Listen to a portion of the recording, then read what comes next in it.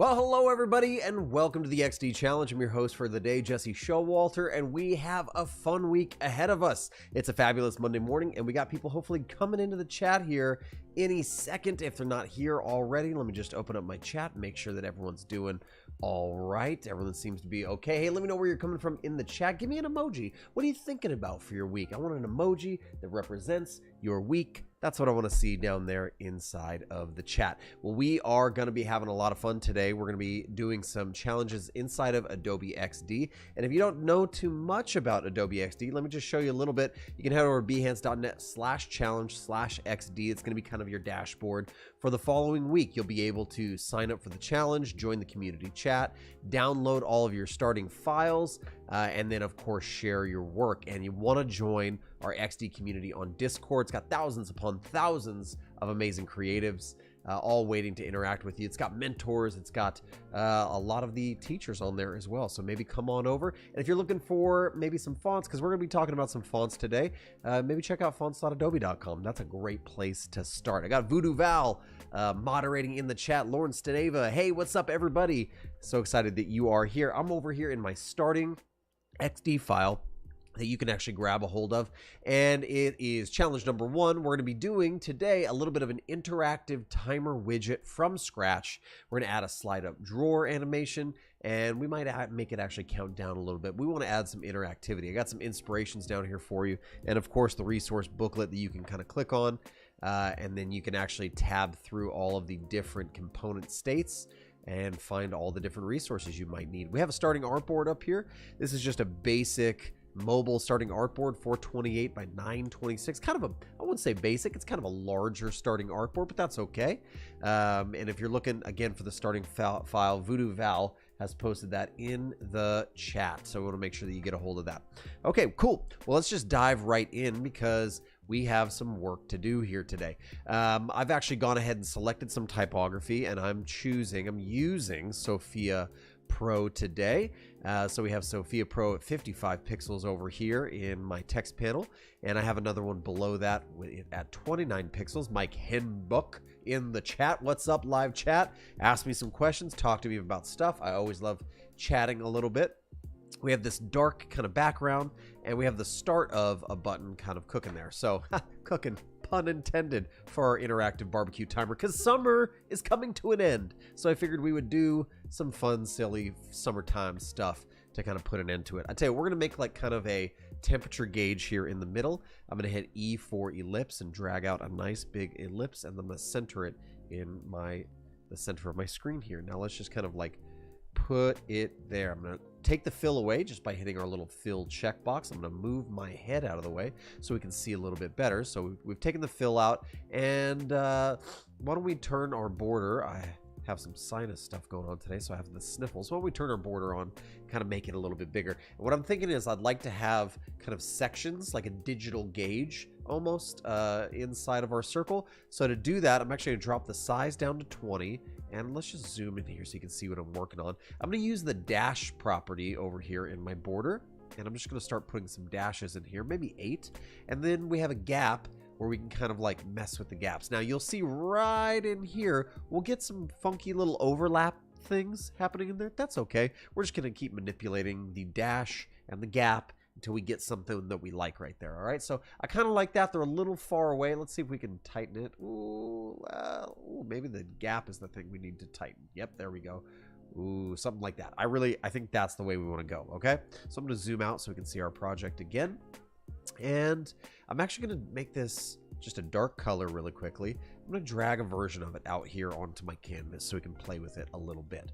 You know, do we want the gauge to go all the way around? Probably not. We probably want it to start from like the bottom left-hand edge and hit all the way over to the right-hand edge. And we probably want to put some color into this. So let's do a fun little trick here. We'll just have our object selected. We'll go up to object and go down to path, and let's go ahead and outline stroke, and that's going to take our selection we just had there and see how it's basically just it's flattened all of those stroke options, that border, that gap and everything, and it's made it now an editable object. That way we can come in for fill, we can start filling it with a color. Aha, we could even fill it with a gradient, actually start having a little fun there. So let's explore some colors a little bit, shall we? I'm actually going to move over here to the bottom left corner. I'm going to hit plugins, and I'm using a plugin today called Adobe Colors. I really like Adobe Colors. It's got a lot of fun stuff going on with it.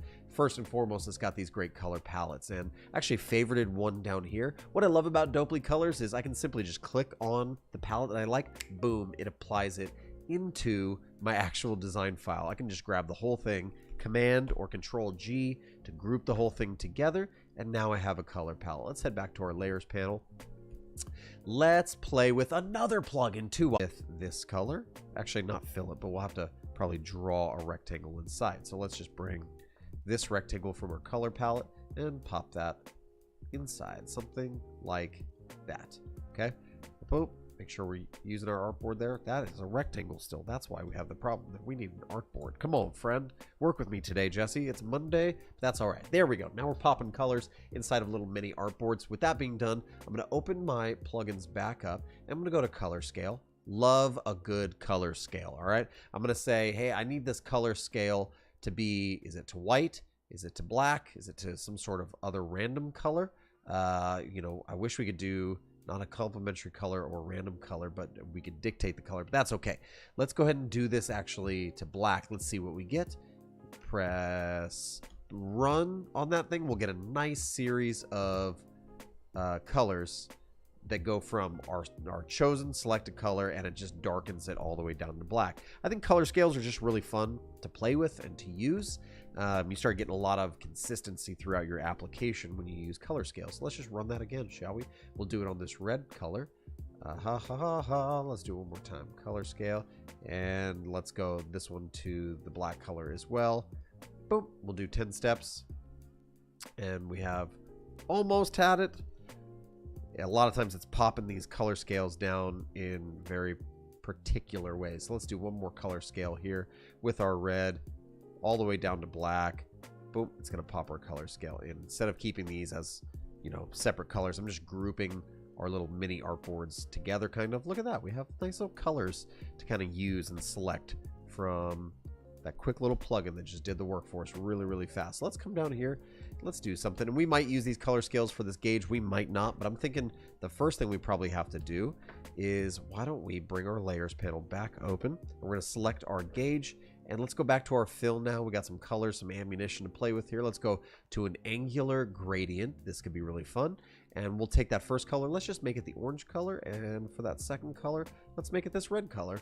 Or maybe even into this kind of like darker, kind of like burgundy or maroon color. Okay, now you can play with that a little bit, right? If you've never played with angular gradients, it's going to create angles, but as we do it, we can kind of dictate that in our ellipse a little bit. So you could add like other stops along the way and say maybe you want it to go a little bit more to a bright orange. We could have it just run this whole gambit of colors all along the way, and you can actually zoom in. You can see where we can kind of move our gradient colors out. So let's just stop it perfectly right there, and we'll zoom out a little bit. And now what we want to do is, actually, let's do that one more time, because we're going to do a little bit of a hack here. I'm going to bring our dark down here.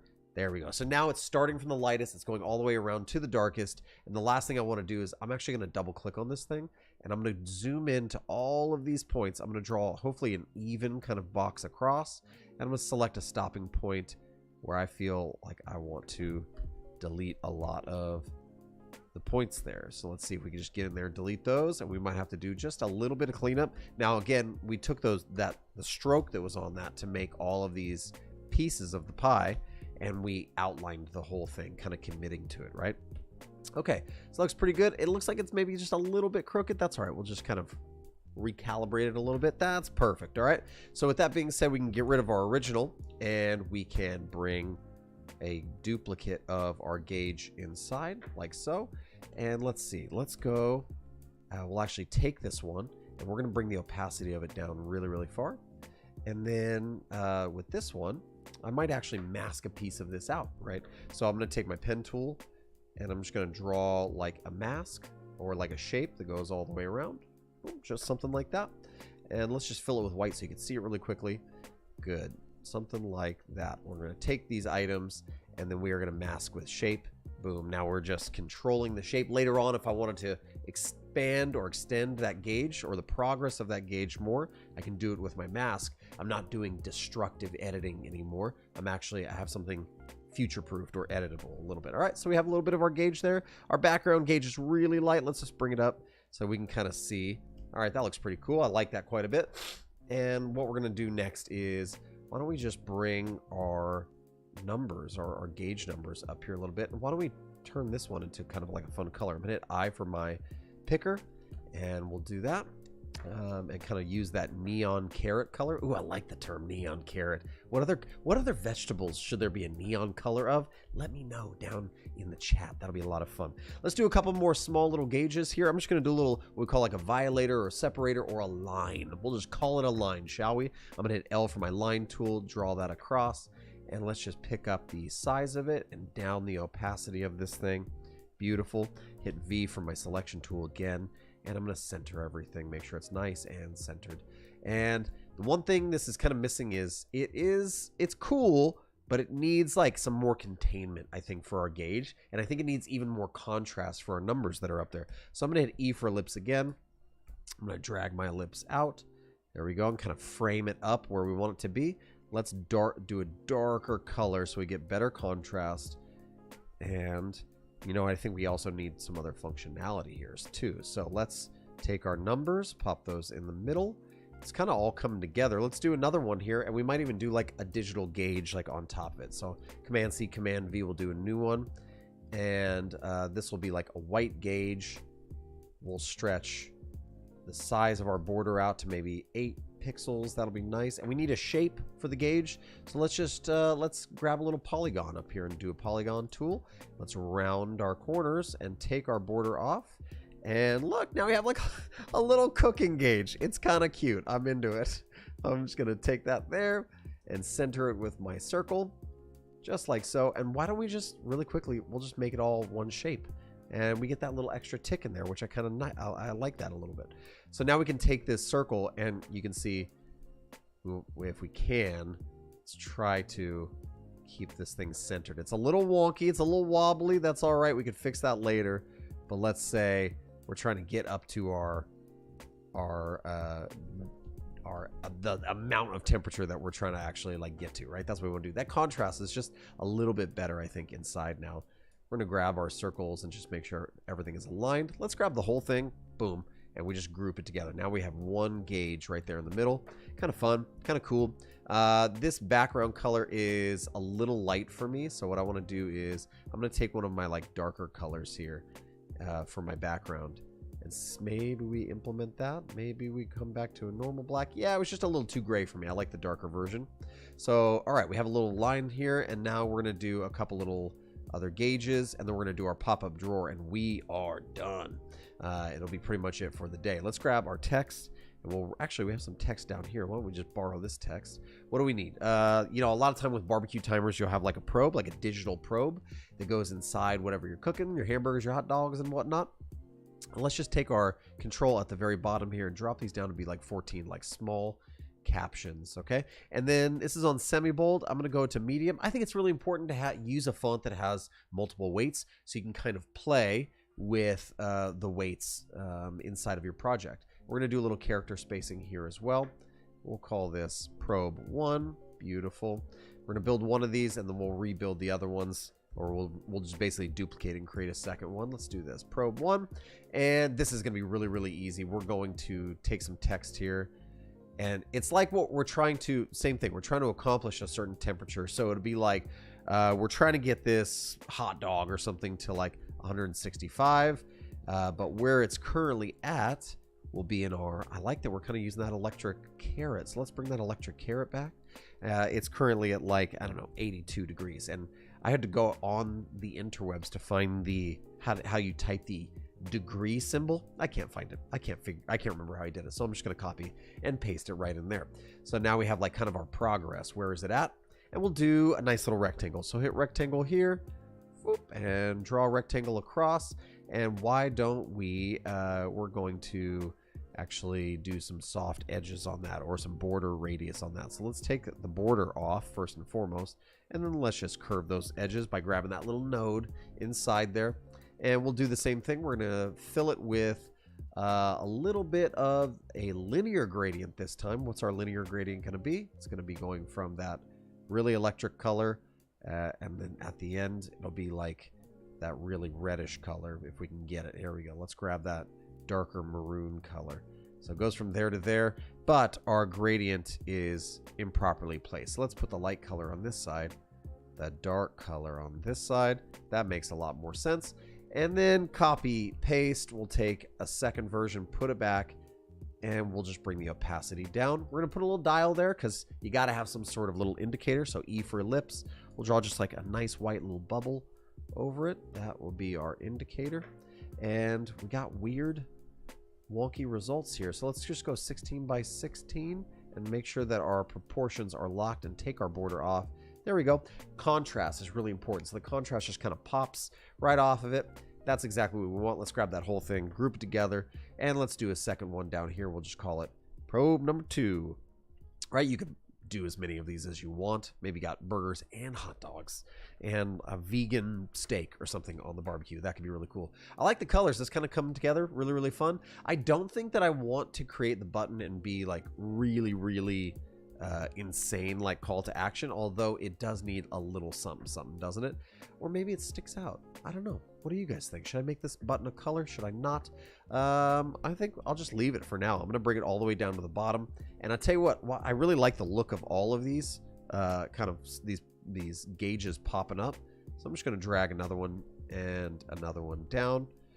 It's nice to have like a little bit more content filling it up, because the last thing we're going to do is just change a few of these gauges like this, and we'll just bump that up. I'm holding down Command and Shift to kind of bump them over, nudge them by 10, and now they're kind of nudged in place. We could change all the numbers, but what we really want to do is do our little drawer just to slide up some sort of animation, shall we? And let's move these things out of the way. Okay, just like that. And let's draw a new let's duplicate and bring over a new version here on top of our add timer or add probe or whatever we want to call it. We are going to basically, we could create a separate artboard and do an overlay. Let's try that, or let's just try it here. We'll do 2. Let's see if we have time to do 2. Okay, we might have time. I'm actually going to hold down Option. I'm going to have my border radiuses. I'm going to hold down Option on this corner. I'm going to drag it to be about 26, and I'm going to do the same for the other one. When you hold down Option, you can actually manipulate individual edges, and now we have those individual edges of left, right, there's left, top.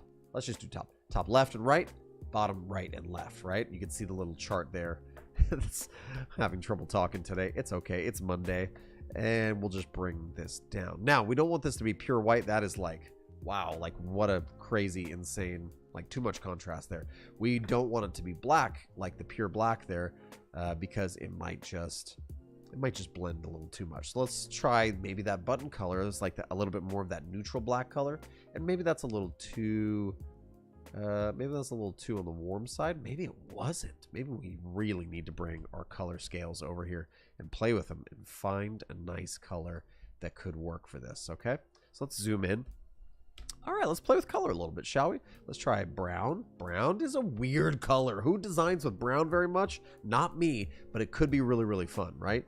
This is like a really like burgundy-ish brown or maroonish kind of brown. We're not doing a red panel. That would be crazy. I kind of like the lighter brown though. It's a really weird. I don't really design with brown very often. I think I'm not going to this time either. I just don't have the courage to do it. Let's just go bright. It'll be funner. Yikes, I can't do it. Brown is a rough one to do. Okay, so, okay, this part of, at this point, like I had a thought or a plan for this design, and what color potentially making it brown was not part of that at all, right? Okay, so let's do like some way, like on tap of this, we'll slide up and we'll be able to add a new timer. And what do we want to do in here? What should this timer look like? I think it could just be like one gauge that you kind of slide. that's really, really easy. I want something that's really easy, really usable. And so maybe this doesn't even need to be so massive. It just slides up a little bit like this. And we'll kind of like steal a little bit from our probe design. And we'll just kind of like flesh it out. Okay, this is too bright for me. So let's go back. We'll do like a nice neutral gray. That's probably a little safer for our application, right? All right, so over here on the left-hand side, we're gonna do something like zero, obviously something like 0. We're gonna do 0. And over here on this side, Voodoo Val says, I love being able to witness the thought process. It really, you know what? Like I love these challenges because they force you to kind of think and like come up with something and have a little bit of a pregame or a little bit of a plan happening there. But there's always design decisions that need to be made in the midst of it, right? Like in the trenches. And that's why I love watching other people's streams as well. I like seeing their process. Let's do something like this. Could be all the way up to 60 minutes, not the TV show, but the time. 0 minutes. Having 0 there is a lot. So let's just go 0 to 60, something like that. And then I think we will get rid of this, the color choice that we had there for our gauge, because the contrast is really bad. We want to have like just much better contrast. When it's on dark, it pops, it's okay. But when it's on this light color, it's not so great. So let's fix that, shall we? We're grabbing our top layer here and we're going to fill it with a solid. Let's do that electric carrot. I think that works just fine. We'll make sure we're using the actual electric carrot, that we didn't get some sort of weird version of it. Good. Why don't we bring this whole thing down? And I tell you, the whole thing needs to be just a little bit bigger to make it like usable. So I have pretty big thumbs, right? And so we get what we call that chubby thumbs issue when you're doing like mobile design. So let's just drag this up a little bit. So it's really easy for people to like actually use. All right, so we'll just be able to like slide up, and we'll probably need like some in-between kind of indicators. This would be like 30 minutes, just some like common times for cooking, right? Like how about 15 minutes, and then this one would be like 45 minutes. And we need a readout display. We're gonna need some little ticks to show the time in there, I think, for sure. So let's hit L for line, and we'll just draw little lines right here. We're making a little barbecue timer today. A lot of fun. How was everybody's summer? Is it over for you? Are you hanging in there for a few more days? I know I am. I'm trying to milk as many days of summer as I possibly can. So here's a fun little thing. We could do it this way, right? And we could put a number. We could try to manually line all these things up if you want to. Or if we wanted to, we could have centered these, made sure that our text was centered like so. We could have like kind of grabbed them like so, and I'll just show you another version of how we could have done this. Get rid of all these lines and even get rid of all of the numbers. We could have gotten rid of all the numbers here, and we could post our little, what we call like a time tick. We could then press repeat grid and drag a bunch of them out and then space them. How many do we want? Maybe we only want this many, and then kind of space them out evenly across our design. And then all we have to do is kind of like modify it, like 0, 10, 15, 20. Repeat grid, still coming in clutch after all these years of fun little hacks. Okay, maybe this thing just goes up to 30.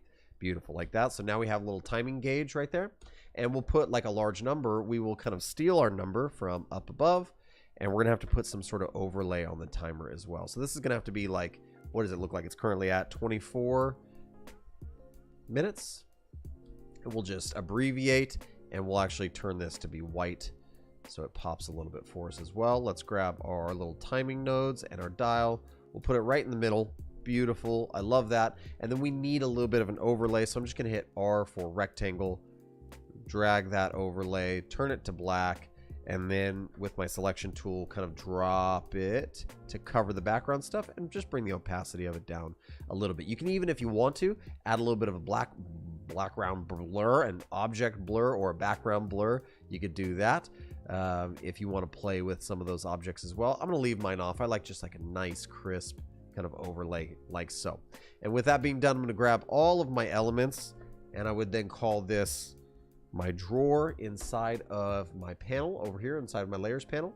And we can now do our interaction in between. So to do that, all I'm going to do is open up my prototype tab, and I'm going to hit my timer button. See how we get that little blue node? For all of you Adobe XD beginners or newcomers, welcome. We're so excited you're here. This is prototyping in XD. All you got to do is go to that prototype tab, grab that blue node, drag it over to wherever you want that prototype to lead. See how it wires up that connection? Beautiful. Now we have all these interaction options here in the top. So we can say, hey, on tap, I want you to not transition, but we're going to do a little auto animate for barbecue timer 1, over to barbecue timer 1. That's the name of our second artboard. Why don't we just change the name of that? We'll just call this 2, and we'll call this 1. That keeps it really, really simple and really easy to stay organized, right? Let's select our wire. So by selecting that wire, it brings up all of the interactions and everything we've programmed into it.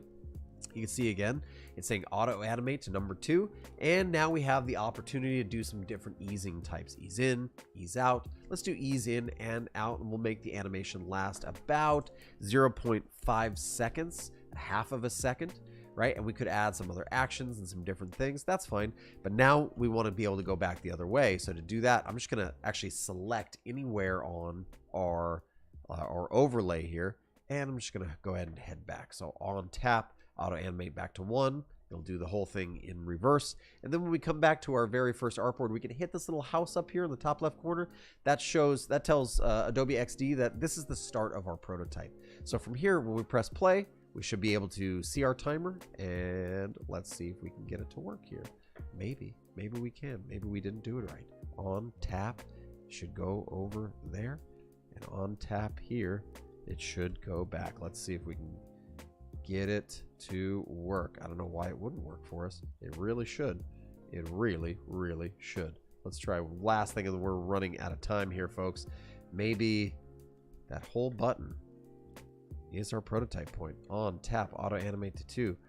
No audio playback. No, we don't want any of that stuff. Press play one more time. Did it work? Aha, it worked. Okay, so now we're getting just a little bit of animation, and if we wanted to complete that animation we'd have to come over to our design tab, come to our first artboard, make sure we pop it inside and drop it down just a little bit like so. Let's press play one more time, and now we're able to pop it up and scroll it back down when we want it to. And that is it for the day, folks. I hope you enjoyed the challenge. I can't wait to see your barbecue timers. Feel free to use the other modes of prototyping or the different transition types. Maybe instead of doing it directly on the canvas, you'd like to create an actual overlay artboard, cycle that thing up and down. Hope you enjoyed the day. We will see you again tomorrow. Take care.